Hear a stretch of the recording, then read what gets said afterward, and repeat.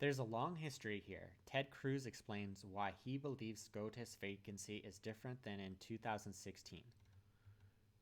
Senator Ted Cruz explained to ABC News host George Stephanopoulos on Sunday why he believes that President Donald Trump has the constitutional right to appoint a judge to replace the late Justice Ruth Bader Ginsburg, despite the Republican controlled Senate blocking Judge Merrick Garland in 2016.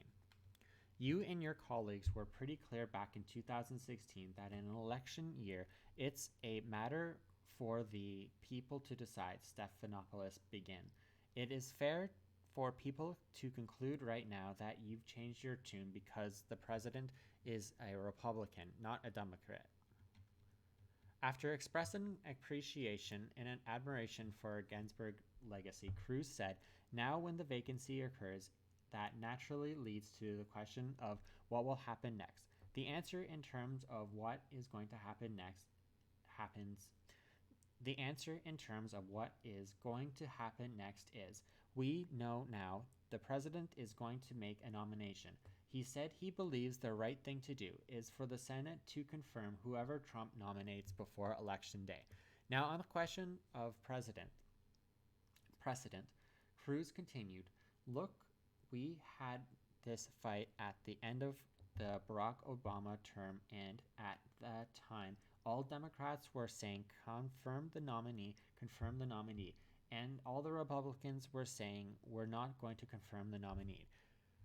Cruz then said that if Stephanopoulos wants to play clips of him opposing the nomination during a presidential election year, he should also play clips of the Senate Minority Leader Chuck Schumer supporting it. Regarding whether this is really about who has the votes and who has the power at any given time, according to Stephanopoulos, Cruz said, so no, actually it isn't.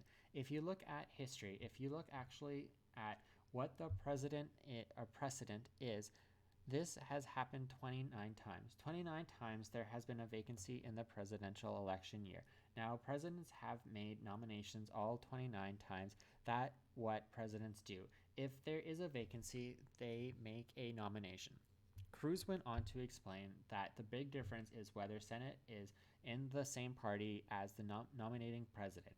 Of the 19 times a president nominated a justice when his party controlled the Senate, 17 of them were confirmed. Out of the 10 times the president and Senate were of different parties, the Senate has confirmed the nominee only twice, which Cruz described as an exercise in federal government's check and balances. Cruz also pointed out that when Stephanopoulos' former boss, President Bill Clinton, nominated Justice Stephen Breyer to the Supreme Court in 1994, he chose someone who had been nominated to the First Council Court of Appeals by President Jimmy Carter after Carter had already lost in the 1980 election. Even though the Democrat Senate had been tossed out by the electorate too, Cruz said, they took it up in December and confirmed it in the lame duck. There is a long history here, and everyone knows that if the president were Joe Biden or Hillary Clinton or Chuck Schumer were the majority leader, the odds are 100%. 100%. There's no universe in which Nancy Pelosi would not have been the previous speaker saying we are going to confirm this seat. At the end of the day, how do you resolve those differences? Well, the American people do, and the American people did by electing a president and not a Senate committed to justices who will defend speech. American people do, and the American people did by electing a president and a Senate committed to justices who will defend free speech and religious liberty and the Second Amendment and our fundamental rights, because all of those rights are one vote away, Cruz added.